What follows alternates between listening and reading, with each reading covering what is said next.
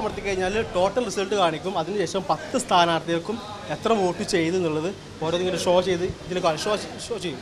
അതിനുശേഷം നമ്മൾ ക്ലിയർ അടിച്ച് കഴിഞ്ഞാൽ ആ ചെയ്ത എല്ലാ വോട്ടും എന്തെയും ഡിലീറ്റ് ആയി പോകും. അതിനുശേഷം സാധാ വോട്ടിംഗ് നമുക്ക് ചെയ്യാവുന്നതാണ്. എല്ലാം സുതാര്യമാക്കുകയാണ് തിരഞ്ഞെടുപ്പ് കമ്മീഷൻ. മുഴുവൻ വോട്ടിംഗ് യന്ത്രങ്ങളും പരിശോധിക്കാൻ അവസരമുണ്ട്. നിശ്ചിത ശതമാനമാണ് ഇപ്പോൾ പരിശോധിക്കുന്നത്. രാഷ്ട്രീയ പാർട്ടി പ്രതിനിധികൾ ആവശ്യപ്പെട്ടാൽ മുഴുവനും പരിശോധിക്കാൻ കമ്മീഷൻ തയ്യാറാണ്. ആർക്കെങ്കിലും എന്തെങ്കിലും സംശയം ഉണ്ടെങ്കിൽ അത് നമുക്കത് അവർക്ക് വളരെ ക്ലിയർ ആയിട്ട് അവർക്ക് മനസ്സിലാവും. അവർ വോട്ട് ചെയ്ത സ്ഥാനാർത്ഥികൾക്ക് കൃത്യമായിട്ട് വോട്ട് രേഖപ്പെടുത്തുന്നത് അവർക്ക് നേരിൽ അവർക്ക് വോട്ട് ചെയ്ത് തന്നെ അവർക്കത് മനസ്സിലാക്കാവുന്നതാണ്. തിരഞ്ഞെടുത്ത യന്ത്രങ്ങളിൽ സ്ഥാനാർത്ഥികളുടെ പേരും ചിഹ്നവും ഉൾപ്പെടെ പതിപ്പിച്ച് മോക്ക് പോൾ നടത്തുകയാണ് ഇപ്പോൾ ചെയ്യുന്നത്. സ്ഥാനാർത്ഥികളുടെ പ്രതിനിധികൾക്ക് പരാതിയുണ്ടെങ്കിൽ യന്ത്രം മാറ്റുകയോ മറ്റ് നടപടികളിലേക്ക് നീങ്ങുകയോ ചെയ്യാം. 10% യന്ത്രങ്ങളിൽ 1000 വോട്ട് ചെയ്ത് ഫലം പരിശോധിച്ച് ഉറപ്പുവരുത്തുന്നുണ്ട്. പകരം യന്ത്രങ്ങളടക്കം ആകെ 1760 വോട്ടിംഗ് യന്ത്രങ്ങളാണുള്ളത്.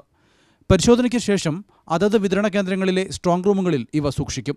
തുടർന്ന് 11-ന് 1175 ബൂത്തുകളിലായി ഇവ സജ്ജീകരിക്കും. മുഹമ്മദ് നൌഫൽ, മാതൃഭൂമി ന്യൂസ്, മലപ്പുറം.